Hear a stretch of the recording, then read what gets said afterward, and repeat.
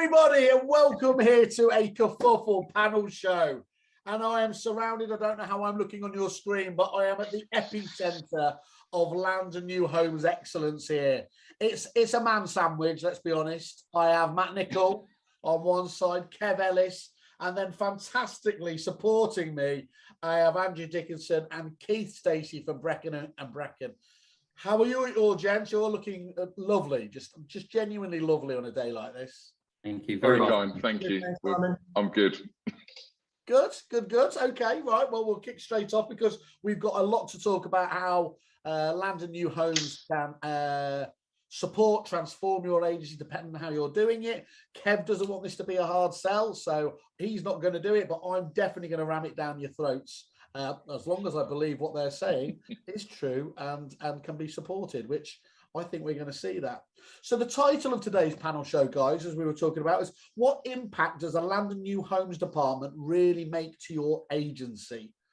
So it would be really interesting, just as you kick off the answer to this question, would you mind, I know I've just introduced you there, but just give a bit of context about your agency, where you are, size of agency, and then just give a bit of background about how you first got involved with Kev Ellis and the Land and New Homes network. And he used to be a groupie because he was on the show every week, but he's derbed me a little bit recently. So I'm going to whorishly go to Matt Nichol now to try and win him back. Matt, well, thank you. I never thought I was going to get another invite. I thought Mincy got in the way of things, but yeah, he's a big fella. Well, I'm Matt Nichol. Company's Nichol & Co. We are based in Worcestershire. We're kind of just in the Midlands, West Midlands specifically. Got offices in Droitwich, Worcester and Malvern. I got a very nice card from Kevin back in 2017, I think it was, after we'd won an award. I'm not sure what it was. It was an EA Masters type award, but it piqued my interest. And as a business, I was kind of running the show as a director, being pulled back into a lot of meetings as opposed to what I was doing before, which was, you know, the opportunity to sell, win business, and do some negotiation. And actually, it was that challenge really that I thought, as a business, we had a good stranglehold of the market. We had good market share in the patches that we were in, which was Droitwich and Worcester at the time. Yeah. And I wanted the new challenge. So I know Andrew's good for stats, so I thought I'd better get some figures together. But back in 2017, going back to your question about the impact it's had, 2017 we did about 60 grand in fees in new homes. In 2019 we did 470 grand in fees in Land and New Homes, and 2020 obviously was a different year, 295. 2021 so far 201. We've done over 1.2 million in Land and New Homes fees to ourselves as a business since we did it in 2017. So it's been obviously financially it's been superb for us. Good margin in it, 25% margin, 300 grand on the bottom line. It's like it's had a massive impact from us financially. I think for us also, we kind of feel that the presence that we have is even better now because we've got signage up and down the roads really. So like we've got some sites and developments that's got our name all over the place, along with all our for sale boards in our towns and in the city. So it's been great, I think, just to grow our market share locally. Thanks for that. That's a really detailed, and Andrew's got to live up to his stats now as you've set the stall there.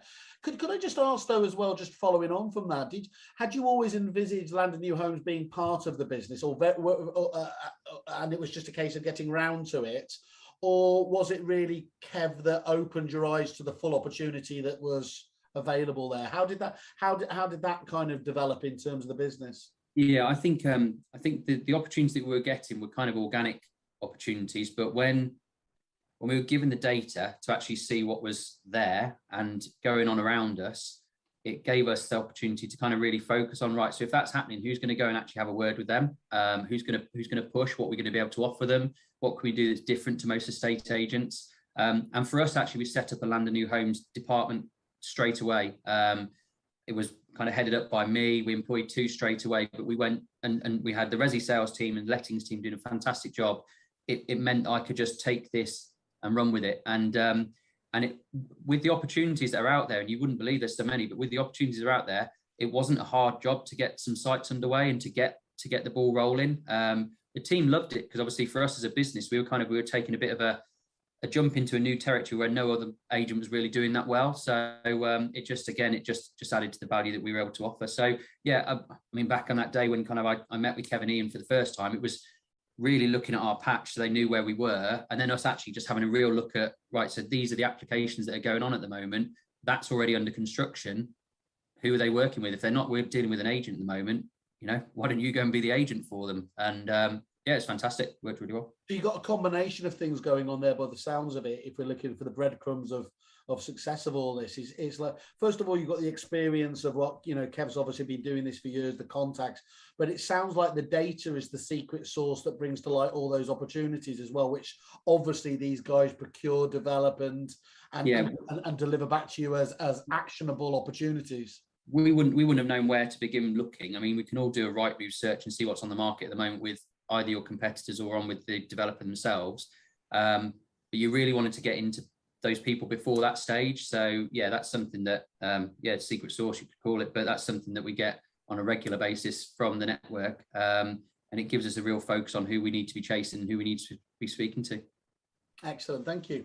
I'm going to go to Keith now because he's looking intensely at me. So Keith.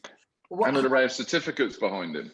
Well, no, look at that, shameless. He knows I'm on a warthorse, so that's. I'm going to come straight back to it. So, Keith, what was your journey like? Did it mimic what Matt's was, or was yours a very different, kind of evolution? So I'm Keith Stacey. I'm MD of Brecon and Brecon. We're a 7-office network in Oxfordshire, quite an established firm. We've been around for about 75 years. New homes was an element of the business that we had just never done. We're a traditional resale and lettings business. We've got an asset management part to the company as well. And it was about 6 years ago. We're looking at the market, looking at what other agents were doing, and we thought it was fairly dull, fairly lacking in any imagination. And that's when we started our sort of new homes journey. So that was about 6 years ago, and I've been, I think, Kevin, about 4 years with you guys, maybe 3 or 4 years. Yep. So I'll be honest, we struggled a little bit at the start, and then obviously once we've engaged with Kevin, we saw the opportunity to actually sort of widen the net. For us, it's an absolute no-brainer. We've invested quite heavily into it. I think, firstly, we think we're doing it, properly in inverted commas. We're now at a position where it's generating about a third of our sales income. So it's gone from a very small part of the business, or zero part of the business, up to that sort of level. So it's effectively like a really strong additional branch from an income perspective. And then if you look about the other benefits as well, so you've got that new home site, so therefore you've got that presence in the community, you've got all that marketing. You're obviously selling, so you've got the fees from the sales. You potentially could sell to investors, so you can drop in investors back in again. And then also once you've sold that site, you've engaged with all those buyers. So hopefully, if the system's correct, 4 or 5 years time when the resales start coming to the market, you can start tapping into those as well. So that was the route we took. We took into it, and we haven't really looked back since then.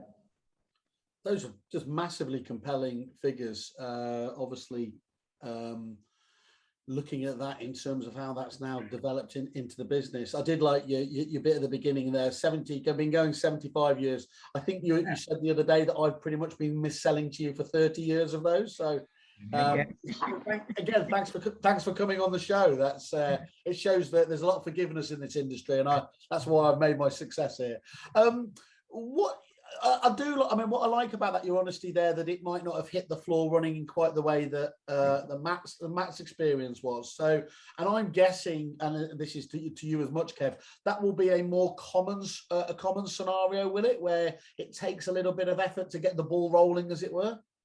I think if you look at how a lot of agents approach it to start with, fundamentally an agent wants stock.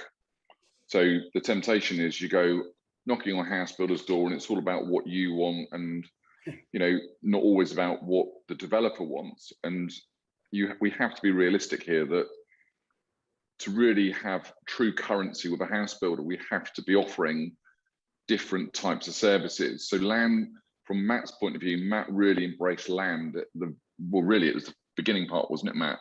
So Yeah, in their definitely. part of the journey, they started with land. Probably from Keith's point of view, Keith, correct me if I'm wrong here, but what I think Keith did, he offered house builders a very, very compelling marketing solution that was way, way, way out there in terms of any local competition. And as a result, that attracted attraction, probably actually resulted in his competitors raising their game. You know what it's like, it sort of keeps getting higher and harder and harder.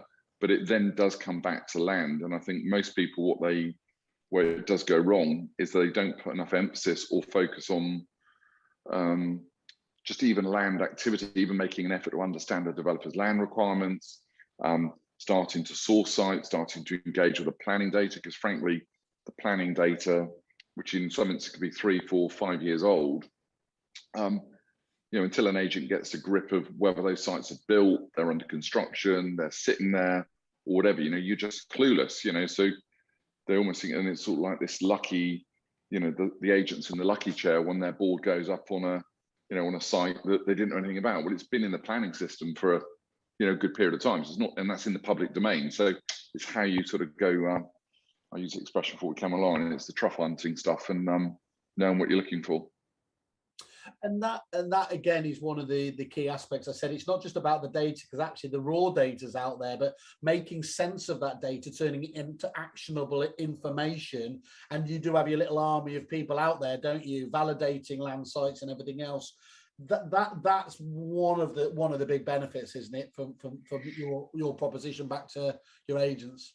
I think the land bit is something that, and I get this really, Matt is a model agent in the sense of how he approached it from sort of a nothing to start with. So that's not to undermine what anyone else has done, but Matt took the view, because we were able to go in sort of a nice stage approach, that it wasn't that they already had a number of sites on the market or whatever. So organically it started. If you were starting a business today, where would you start?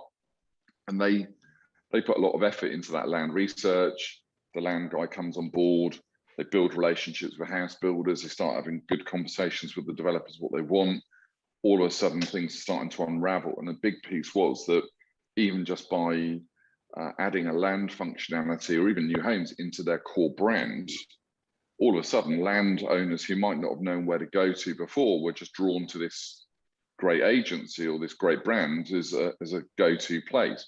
Now, in the same way, if you look at the stuff that I know Andrew's working on, and likewise Keith, all of a sudden, I won't steal Keith's thunder, but Keith's working on a mega deal at the moment, which would be life-changing for any agent. Well, those opportunities, regardless of whether your market's a low-end value or a higher, it's all relevant. These deals are there to be done. So yeah, we do put a lot of focus on the land side.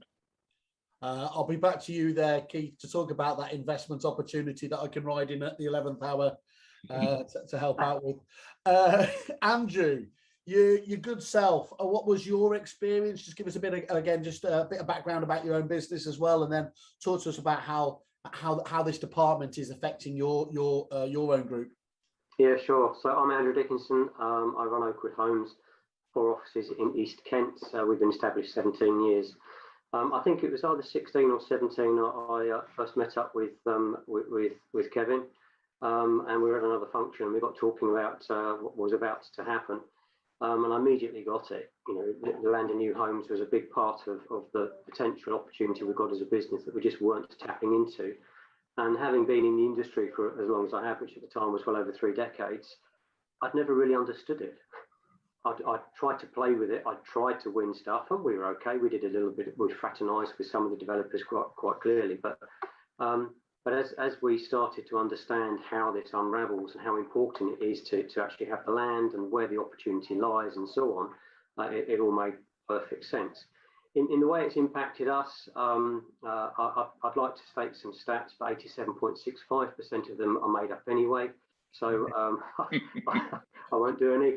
But the key thing for me was it's had a massive impact on our brand awareness, because Matt alluded to it earlier. You've got big boards everywhere. You're not restricted by planning on this certain size board you've got to use. And all of a sudden, you know, your profile increases as a business in quite an inordinate way, because the credibility that you've got with the public, and if a big developer like that is entrusted their business with somebody like you must be all right to as an agent. And so that helped us. And of course, as both Keith and Matt spoke about as well, the spin-off business. And the longevity, if you've got nurture journeys and you've got things working right and you've got client services working, your data and so on, you're future-proofing your business. And you know, we're always going to have a need for houses. There's always going to be a property demand as the nation grows, and you know, 7 billion becomes 9 billion or whatever they predict by 2015 in the world. Sorry, 70, whatever. But yeah, it's a need that's always going to be there. So it opened up our business massively, and the income stream from that, mortgages, conveyancing, people that want to buy, they've got a house to sell. That's all the immediate business. Then change you build on the back of it. And if you start to add all that business in, which you may or may not have got, you don't know, they might have bought something else from you apart from new homes. It's quite hard to decipher that or differentiate, but the income is phenomenal, and I just wish I'd done it a lot earlier than I had. That's always a telling sign, isn't it, where you wish you'd done it ages ago. That's always the defining comments. And I think what I take from your conversation there, while there's prop tech charlatans like me telling you it's got to be a full digital experience all the way, you know, you can't replace boards breed boards, can you? And that local brand knowledge and reputation is just absolutely vital and still delivering. Yeah, 100%. And that the spin off of social media as well, because you start pumping out sponsored adverts and things on social media that are specific to a site, and that gets to different people. That's a different whole sort of marketing platform that we didn't used to have. But you embrace that and technology and YouTube and so on. And I think, you know, Keith's the master of that from what I've seen and heard. But it has huge opportunity, and it's stuff you just wouldn't have been doing if you don't have these new home sites. Well, Keith hasn't joined me on TikTok yet, so let's not quite give him all the plaudits he deserves. Guys, is it? It's obviously absolutely fantastic in hearing the success, this kind of virtuous cycle that it just supports other parts of the business and vice versa. Is it not right for everyone though? Who would it not be right for? Is there a profile? Is there something in your makeups that mean that you were always going to make this work once you teamed up with Kev? Or are there some people that it just doesn't, it's just not going to happen? I guess I wouldn't want to talk wrong about my competition, but go on. Some don't get it. No, some just don't get it. And if they've been fortunate enough to win a site for whatever reason, they've just done nothing with it. They've really kind of squandered the opportunity. So yeah, I guess coming in second on a site where things are starting to go towards stock plots, which is where the developers really don't want to be. It's, you know, it's money sat there on the ground. You can really impress them, and then it's almost like without competition on the next site. You go in and pitch, but you're already 90% there. Yeah, I guess a lot of the network members that are in the Land of New Homes network, we probably are all a little bit the same. We're not thinking we know it all. We're willing to kind of take advice. We get, you know, told what we could be doing a bit more on, and we do get that from the network. And Ian and Kevin, they both they do push us as a business owner, and I don't mind that, because otherwise I've got no one else who tells me what to do. So it's other than my missus. So yeah, I think the agents that are being successful in the Land of New Homes kind of arena at the moment are keeping their eyes open to the opportunities, understanding that they always need to be thinking of that next bit of technology. Sometimes that's for Kerfuffle to then obviously latch onto, but the next bit of technology that kind of puts your developers ahead of their competition as well, and makes their property appeal to the public. I suppose that's kind of where we bring a bit more to the table. I'll just add something in there, Matt and Whaley, because I think one thing that's really interesting with a lot of agents, when they've won a site, it's all about that site. You know, for some agents, all about that site, and they're not doing enough then. So I call it like eating their way through the fridge. They've had this stock, they've got it on, and then they end up with this spiky income mode. And the spiky income is no use for any agent. So when you're starting to leverage in a team And, you know, all of these guys that are on here now, they've all got dedicated teams now, or people in their business. Well, having lumpy highs and lows or whatever, that's not good for anyone. So we've got to constantly sort of be aware of what the roles are that everyone's fulfilling. And I think picking up on the point there that Matt said, that in reality,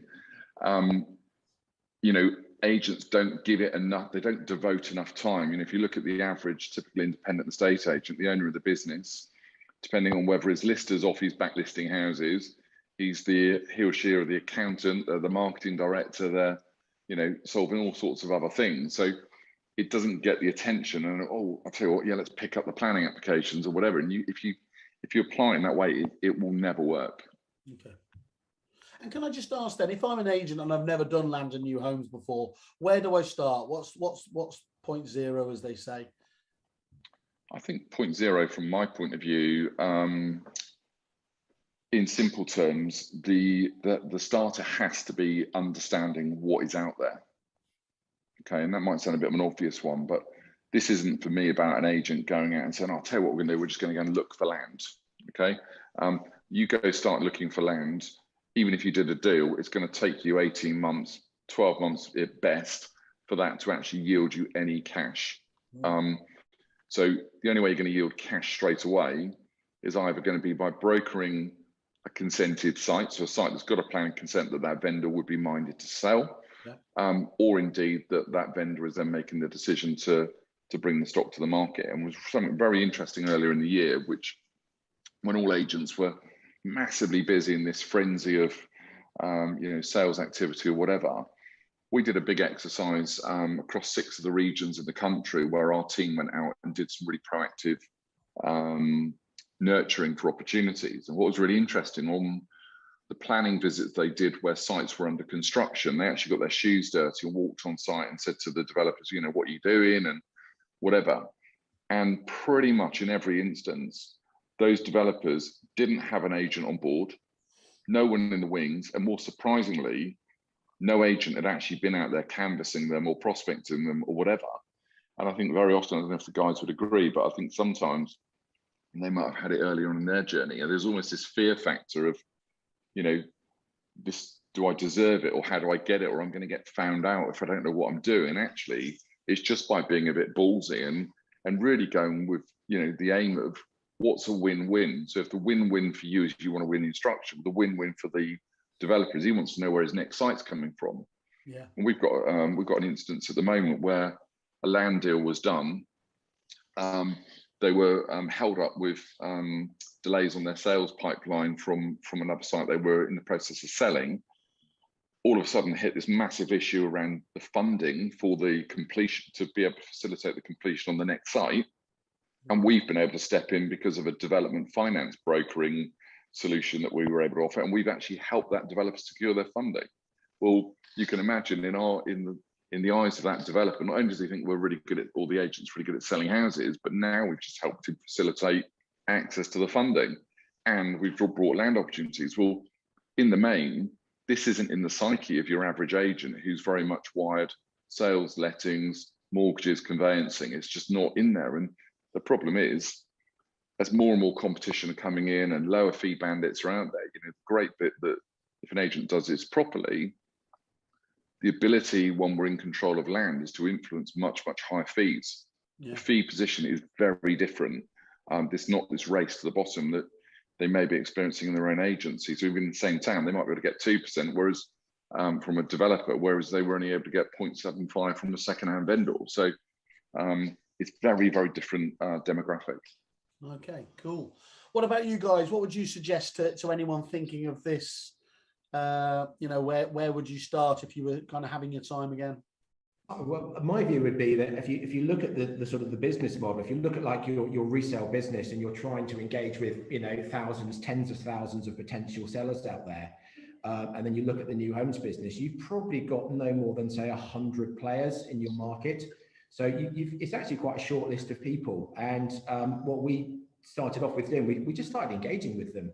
So we pick up the phone. You will always have a conversation, or it's very easy to get a conversation with their land team, because their land team want to talk to agents, because as Kevin mentioned, they're always looking for their next site. Getting in front of their sales team is a different beast, but the land team, is your point of entry. So you'll be picking up the phone, you've been having a chat with them, getting a feel as to what they've got in the market. You can offer your valuation services. You can say, look, guys, you're constantly looking at sites, and developers are always looking at sites, and they're always having to go through sort of, back of fag packet type sort of calculations on GDV for the units. If you take what the average agent does and you up your game, you can sort of say, well, look, we'll put a report together. It's really detailed. Here's the comps reviews, and you start building that database going forward. All of a sudden, you become valuable to them. Then you might not get a site straight away, but you can guarantee the next time they've got an agent-free site, you're going to be knocking on their door. So that's something you can do really simply from the start. You can start having that gate. You can start building those connections with developers in your area, and you'll find very quickly that all of a sudden they'll start coming to you. Then they've looked at sites. Can you help me with this site, Keith? Can you, we're looking at this, and what do you think? And those relationships can come forward, really quickly. And as long as you don't mind constantly asking the question about, guys, we do need to be engaged on the sales side as well. It will come through, and you get the first, you get the second. And it's pretty straightforward, really. It's not complicated. It's old school agency. We're in a people business. It's picking up the phone. It's talking to people. It's no more complicated than that. Going forward, I think there will be investments to be done in the business. If you want this to be a decent business and a decent part of your operation, you have to appreciate you can't do this. Your sales manager can't do this on the side. At some point, you're going to have to make that investment in people who can pick it up and run with it. But the start point, I think anyone can do. It's pretty simple. It's pretty straightforward. Cool, thank you. Andrew, I hear loads of agents say that developers simply don't use agents. What would your response be to that? That isn't true. I think some developers don't use agents because agents just aren't good enough, quite frankly. And a big failing, I think, a lot of agents is that they consider, or they treat developers the same as they do a vendor. And if you do that, you'll quickly get a bloody nose, because they are completely different. One is a B2C sale, and one is a B2B. And my experience has been the conversations you can have, the reasoning you can have with developers is so much more frank and straightforward and enjoyable, quite honestly, than an emotive vendor with selling their property. So I think there are definitely developers that prefer to sell themselves on site, but there's still opportunity. Who they're going to use for local valuations, who they're going to use for other recommended business, mortgages. They might have that sewn up, they might not. That's not true. They will use agents, but they're very discerning, and they'll only use agents that they think are decent. The big bit I just add to that is about adding value. And if I did a lot of research before we set the network up, and I asked sort of a number of the volume house builders, what do you like about agents? What don't you like? And the big piece was that they loved the fact they could get exposure through the branch network, and the agent was very much ingrained in their local area. What they didn't like is the fact that agents typically compared apples with apples. Yeah. And it's back to the car analogy. Is the BMW 3 Series really the same as the Ford Mondeo? Well, okay, they're broadly the same size car, but the specification, the design element, all those other things. And if somebody doesn't appreciate that, Keith, you've had it on the site. I know you've been disposing. The values that you'd be quoting for, let's say, a Bellway or Persimmon product for the same house might be very different to what you might say to Crest Nicholson or Barclay, because frankly they're different developers or whatever. So unless we get in the psyche of that and we really can demonstrate the value add, you're on a hiding to nothing. But that's all learnable is the key, isn't it? You can develop that knowledge of what they're looking for. Well, you know what good and bad's like in your, if you're going out with your wife to go and buy a new kitchen or whatever, what you might be thinking, what she's thinking might be polar opposites. Well, what quality is, but equally then you'll know what the budget is. Well, it's where it's commensurate to really see and add value. Now, there'll be some locations where you're absolutely building on a price. And no matter what you did, whether you built a house 1,000 square foot bigger or whatever, it's got a ceiling level. So it's all about how we can optimize. And particularly, I think where house builders are at the moment, the value engineering piece, and also the agent being wired in that way for the development consultancy is absolutely critical. And Matt, you've had it with the advice you've given to that client that we spoke about the other day of the product mix, wasn't it? It's where you add your value piece, really. Definitely, and they're putting an application in based on the fact that we've given them a report that kind of says this is what you need to be building more of, and that'll be great for us because that's a very exciting site that's going to add a lot of stock to our pipeline in the coming years. But I think when you say kind of developers don't use agents, you are right, and some of the bigger ones, what you'd kind of consider a golden goose, sometimes it's not worth chasing after. As Andrew said, still worth kind of keeping your ear to the ground with them because you might get part exchange opportunities. You might also get stock plots at the very end if they want to move person off site and they don't want to have a presence there. Then that can be when an agent kind of picks up a few fees at the end. But I think to begin, I started off with the smaller ones who were good quality builders but didn't have the marketing know-how, certainly didn't have a database, didn't have anyone other than their own kind of, I guess, their logo on the Harris fencing as opposed to actually any signage of coming soon or anything like that. And you'll drive past them all the time. And if you get your board up, if you get the coming soon message, you start looking after that database for them. Of course, we've got opportunities to advertise on portals, but you probably got buyers on your list. And that's kind of where we made them realize that it'd be daft if they just tried sticking a sign up and thought lots of vehicles go across that B road and they're going to find the site that way. And then when you start adding in the other things that you can bring to the table, CGIs, videography, drones, whatever it is, content, websites, mini website, all these things, developers then really kind of think, I can't do this without you. I'm going to be building here next. Can you come and tell me what I should be building and how I should go about it? And that's the kind of the way that it now does work. 2017 income from new homes was good, but it's now really got momentum, and it wasn't quick. Don't expect it to be fast, but it does feel like the flywheel. It's spinning now. It's working on its own, and opportunities come to us quite regularly from people we've worked with in the past. So it's good.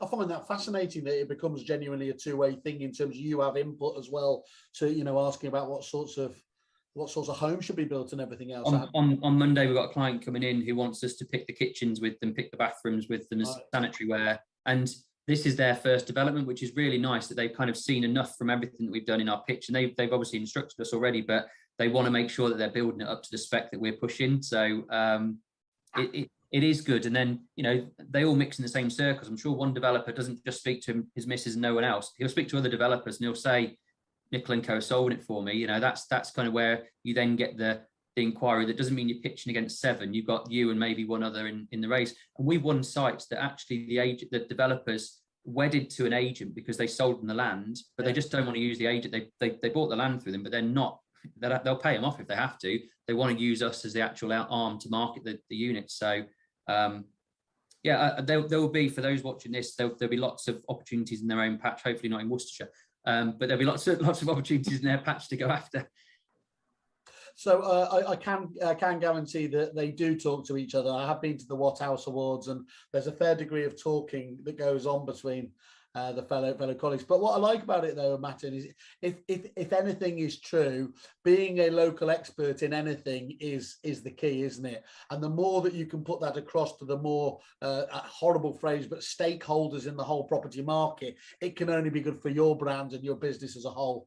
Yeah, and you see that the transfer window every January, you see people moving from one house building to another. So if you've got a good relationship with someone, you've got to keep it going, because they could be with one good firm this year and then somewhere else next year. And that's good for you because it could be an open door into an opportunity you weren't having before. So yes, it is. And I think that's probably why we as a business kind of focused on it and took it away from, as someone said, you can't expect your sales managers to just do it, because they've got a lot of clients that need their time. Whereas you, with a half an hour going for a coffee with one of these clients, you can get a lot off the back of it. You could win equivalent to 30 instructions that they were going to spend in time with vendors on in one conversation, and obviously the follow-up pitch. But yeah, it's good for the business.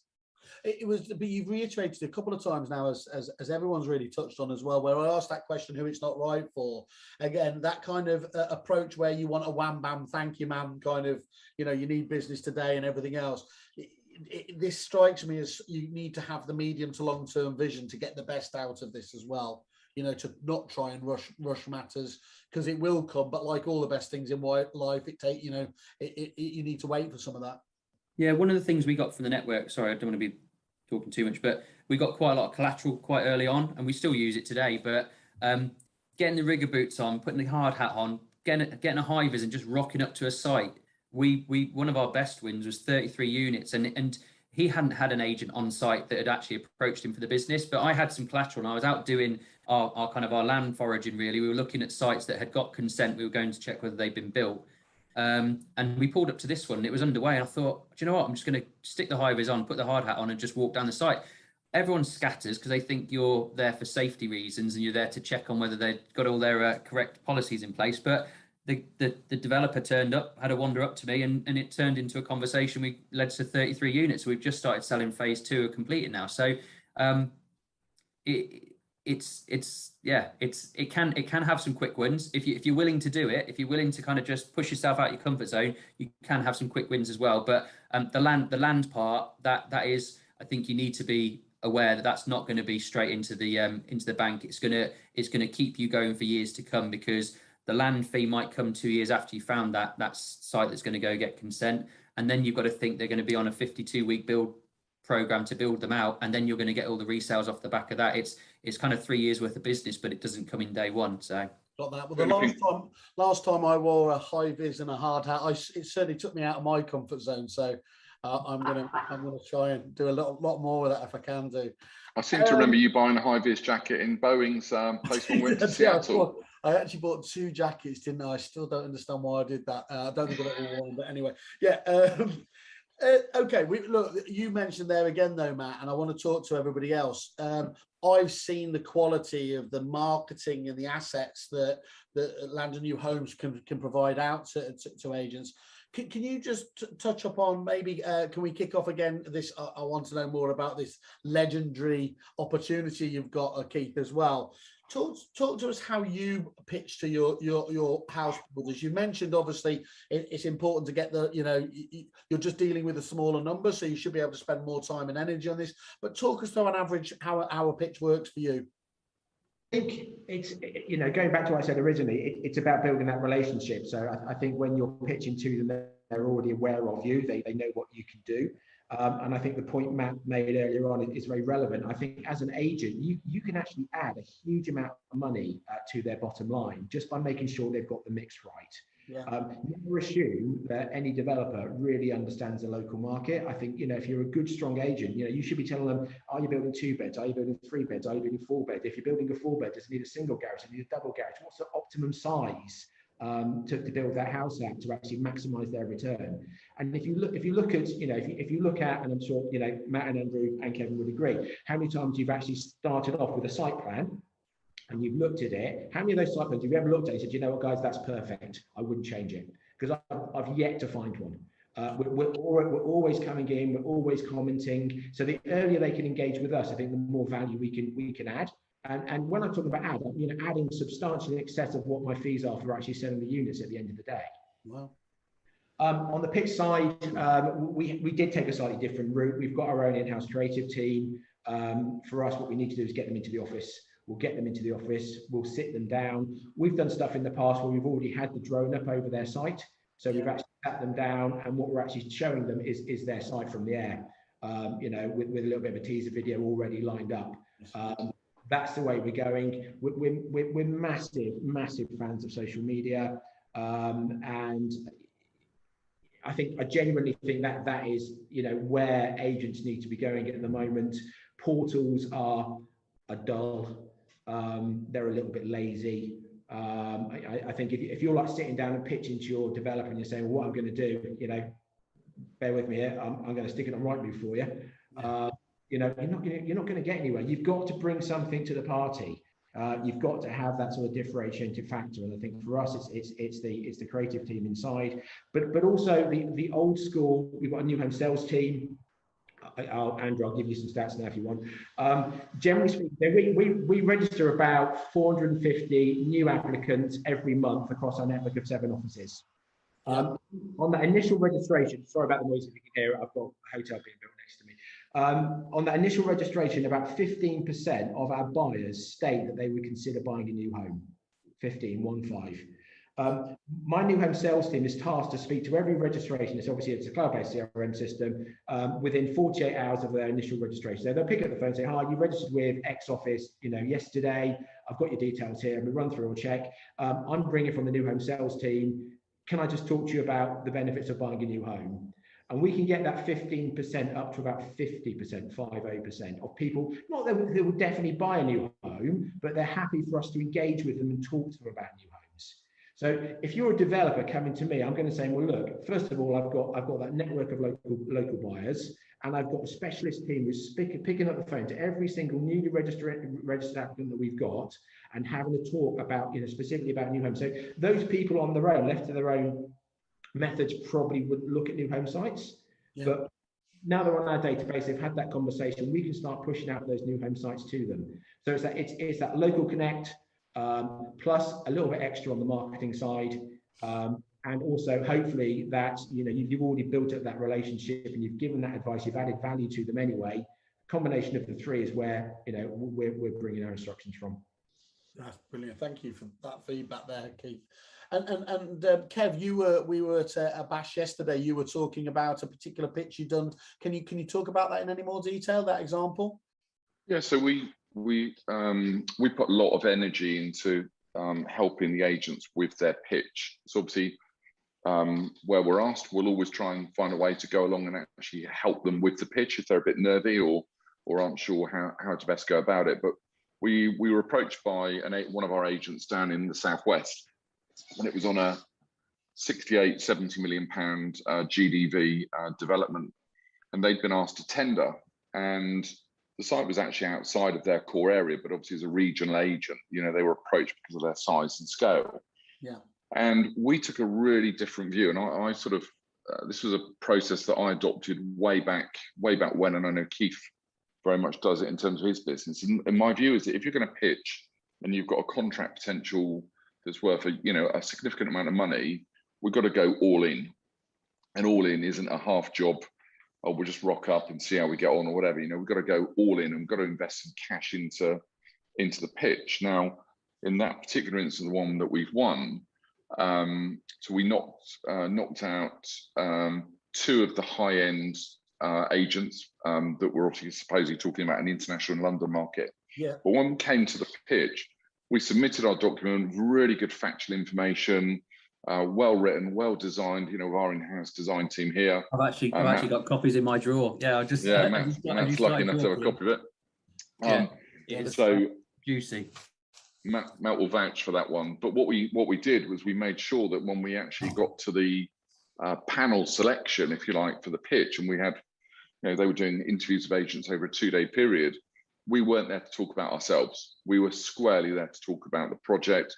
We'd done our work in terms of the effort and energy we put into the documents beforehand. So Bara, have you got any questions about our service or whatever? It's all about the project. And what we then started to unravel was a number of marketing initiatives. We'd gone to the effort of a video, or 3 videos actually, as it was. A thanks very much for inviting us to tender. Then we produced a lifestyle video for the scheme, and then we did a nice roundup video afterwards, sort of reinforcing things. And our client, which is now out in the open, our client's Greg Dyke. So Greg Dyke of ex-BBC Director General and ex-FA Chairman. He's a guy that's worked in media all of his life. So we knew that. And so what do? You serve up media. You serve up things in a different way, and as a consequence, it went a long way. But it's not a quick thing, and I think too many agents, when we start talking about the pitch and the structure, even down to the quality of local imagery, you'd be amazed at how many agents don't even have a database or a bank of really good stock imagery of their local area. They can't even sell their area. Yeah. So we focus a lot around get this stuff in the bank and let's shape the pitch accordingly. But with the print and the way we sort of went about the effort, it was really stand out. It definitely passed the so what factor, and in this instance, the combination of expertise that was demonstrated on the day and the content that went into the pitch, as Matt's alluded, it's as their feedback to us, no one had come close to that sort of well, they're probably all racked up with pie charts of their market share, which of course. Well, it's interesting because you're absolutely right, and interestingly, in this particular instance, when it came to pricing, we were really, really ballsy in terms of what we felt our pricing strategy was going to be, and this site was very, very, very unique. It was an old fort. It was amazing coastal view, so not like a sea view, which is just pitch black at dark. This has got lots of movement coming in. Plymouth naval bases there, and you've got submarines popping up. You've got all sorts going. It's all really active coastline and quite rugged. And our advice to the client was, we think that you've got an opportunity here to go to deliver a 5-star concierge service as part of the offering. Yeah. And they were like, well, what do you mean? We think that we're going to achieve this level of value. And they really pushed us on the value. And if I told you that the value that from the first sale that we've done is over £550,000 more than a valuation that a local agent gave just on one house, as a concept of what we had advised, and a cash buyer.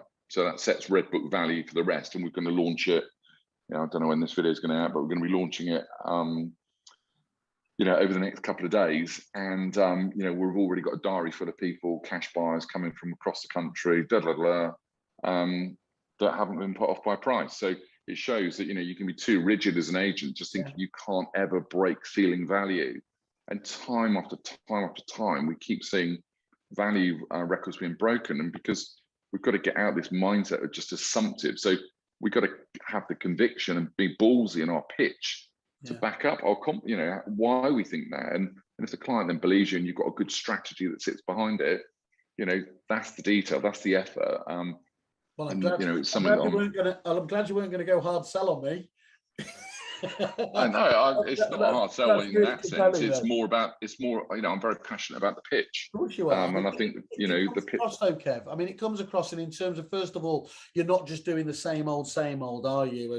As Keith was talking about there, that ability to have a kind of sniper shot, both in terms of, not everyone's Greg Dyke, but understanding actually the needs and requirements of the person you sat in front of is just the critical elements of sales, isn't it? Which people so often. Well, if we put that pitch in front of Fred, the local builder, he'd think we're charging too much money, and just wouldn't get it. Yeah. But so there's a time and a place. You've got to cut your cloth accordingly, and we've really sort of focused on this a lot more. It's not a one size fits all. No. Good case study makes a big difference. Being authentic of show me another example. Where else have you delivered this level of value? Back it up what you're saying.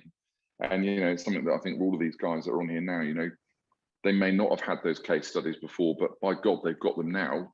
Yeah, and it's Kev as well. You've also got a wonderful thing going on as your network has hit a real critical mass. Those case studies now are just cascading in from all of the different agents across the country, aren't they? So that's really useful, isn't it? In terms of I'll give you a quick figure. So we in the last 4 weeks, as a design team here, we have produced 89 pricing reports for agents, and we've produced 46 pitch documents. Okay. Of those pitch documents, already, I think there's 30 that have already been secured, and there's a number of ongoing conversations. And they're not all big sites, so there might be a 5-unit site, whatever, but that's the sheer number of pitches, and that's just in 1 month. So that doesn't happen every, that's going on all across the country all the time. But if an agent doesn't tap into that, they're missing out on a large chunk of where we actually would bring some value. But these pitches are going on every day. Yeah, incredible. Must be lovely to see across the network as well. I'm going to finish up just with a final question, if that's okay, guys, just to wrap up, because we're almost hitting the hour mark here. There's lots of talk that land is the lifeblood for house builders, of course. However, how do you go about finding and delivering those sites? I know you've alluded to it before, but can you talk to us, Andrew, about how you, in your patch, how you would be doing that? Yeah, interestingly, we'll go about that quite differently to many local agents. They tend to only deal with the stuff that bites them on the nose, but we categorise them. Matt's alluded to it again earlier, but there's low hanging fruit out there. There's stuff that's got planning consent and it's actually not been built out yet. So we categorise whether something's been done, whether it's ongoing, Yep. etc. And then we'll have an ongoing regular prospecting program, and back to basics, picking up the phone, trying to find out who the owner of these sites are and talk to them. Get yourself in to engage with them and have conversations, because the world has moved on exponentially over the course of the last 10 years, and estate agency hasn't. Whether we think so or not, it hasn't. We're still way behind the curve, and people do like agents coming at them and being proactive in that end of the market. It's very different from a vendor. Yeah. So if a developer sees you being proactive and they want you're on site, as Matt said, with your hard hat, and you're demonstrating the hunger and the ambition, and you can deliver a result, they're interested to talk to you. So we go about it in many different ways, but you've got to understand what's the now business, what's the later business, and pick off the now business as quickly as you possibly can. Yeah, and rather than worry about that, the estate agency might not be moving at quite a speed. That's a tremendous opportunity for you guys to stand out from the crowd, isn't it? Precisely, yeah. And that's what makes the difference between us going for a pitch or trying to secure something early stages from somebody who has not got that insight or prepared to put the effort in. Excellent, thank you. Well, anybody else just want to ride on that point just before we wrap up? I think from our perspective, very quickly, we track all planning applications now. So again, we spoke to Kevin about a number of times about the best way of doing this. So we're looking at local authority planning applications as they come through. If they're at a sort of sufficient level, we're then approaching the agent or the owner direct, and we're engaging at that stage of the process. So we're getting our foot in the door. We're obviously keeping our eyes open for opportunities. You might get some sort of commercial sites coming on the market where there's potential for for resi development. Right. And I think thirdly, don't forget that the developers trade land. So again, if you've got those conversations going out with developers, they've bought sites, they may not build them out. You can have that conversation. You can pick up the phone to talk to them about what they're doing, and they say, "Oh, I've got this site for 30 units. We're probably going to sell it." And all of a sudden, you're in. Your other developers. You've got a list of 5 or 6 people who will buy it, and all of a sudden, from nowhere, from a conversation, you've got this scheme. You've taken a fee on the land. You've locked yourself in for the sales. So there's again, the standard stuff, the kind of boring stuff. Looking at the planning applications.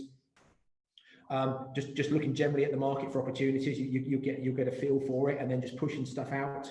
Maybe it's an auction or something like that. You can flick information over. And thirdly, those trades that they do internally. There's quite a few different ways where you can generate deals for your clients. Fantastic roundup there. Thanks. Yeah. Anybody else want to finish us off with this just before I go back to Kev to get his thoughts? I'll let Kev do the finisher, but the kind of in your local area as well, there could often be call for sites, and so of course you need to have the knowledge or the understanding or experience, and we've grafted at getting that. But when there's a call for sites in a local village or category A villages, you need to be able to write to those clients very quickly, and templated letters are prepared and ready for you. So we've had success 2 years down the line. It's taken a little while, but sites that we've now gone on and sold, and also brought us back in on another site as a result of it, because we were proactive. We were very, very quick when there's a call for sites to say to a landowner or homeowner that had some good land, look, yours could actually tick the box here. This is something that you could really submit, and we'll submit it with you, and we'll show you how to do it. And it's that having the opportunity to spot it and also doing something with it. Proactive calls to landowners that are actually in the planning stage now, putting their applications in, is a very easy win. If you can get their numbers, then that works really, really well. Often they aren't prepared for which agent's going to be involved with selling the land, or even whether they're going to build it out themselves. So you can time it just right. You'll get on that journey, and then you follow them all the way through, advising as you go, really, as well. That's been very useful. Excellent. Well, before I run off and get my heart out, because I am so enthused now after listening to you guys talk about this, Kev, it must be thank you guys for being so honest and open about that and eye-opening. And I mean, it's just really, it's really alluring. And Kev, I can really understand. You don't really need to do the hard sell, do you? Whilst you have got members of your network that are doing this kind of stuff. And I know they've got to, I know your frustration has sometimes been with people that, just sit there and wait for it to happen. What we're seeing here though, is the people that actually, go out, listen to you and act upon it. These are the results, aren't they? Yeah, I think if you took that these guys have embraced it fully, they've invested time, they've done whatever they've done. Now that may not be possible for your average agent, but that doesn't mean to say the opportunity doesn't exist for your average agent. Yeah. So it's one of the reasons we've reshaped the offering to really give agents whichever way they sit in the equation. So an agent can now become, let's say, an associate member. So that might give them access to be a distribution network member for us with new home stock that we secure, or we can help them win. But from the land side, we could take all of the land element away from them. So they could pass their leads, and our team are very competent at sort of manufacturing those into deals or whatever. So an agent who's sitting on the fence thinking, oh God, it all sounds great, but actually I still don't feel confident on the land. That's easy. We can just remove that sort of problem for an agent. In the same way, we could just turn the tap on for anyone out there could become an introducer. We've got our postman, our DPD driver, they're finding sites for us. And we'll give them a referral fee, no problem in that. Yeah. The critical bit though, and I think this is a sobering element to it, and it isn't all about land, although land is if you want the control of a future order book, having land really gives you that property management moment. Yeah. But if we put it into perspective, a £20,000 land fee that you might generate, so a 2% fee on a £1 million site, which isn't a high number in a lot of locations, that will not only give you that 20 grand, it will give you 3 times that in the value of the new home sales income that you'll generate, let alone all of the associated spin-off business that goes with it.